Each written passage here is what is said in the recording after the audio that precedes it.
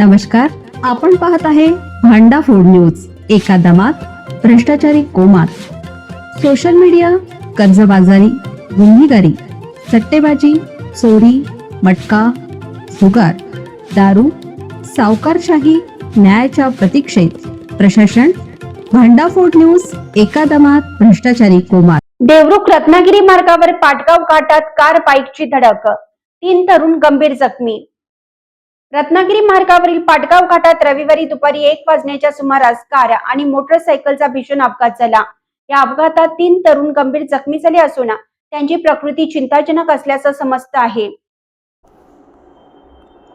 Motorcycle स्वार तरुण तुळशीच्या दिशेने जात होते, त्याचवेळी देवरुखच्या दिशेने जाणाऱ्या कार चालकाचा गाडीवरील ताबा सुटला आणि भरधाव कारने समोरून येणाऱ्या मोटरसायकलला जोरात धडक दिली।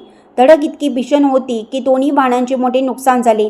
अपघाताची माहिती मिळताच स्थानिक नागरिकांनी आणि पोलिसांनी तातडीनं घटनास्थळी धाव घेतली।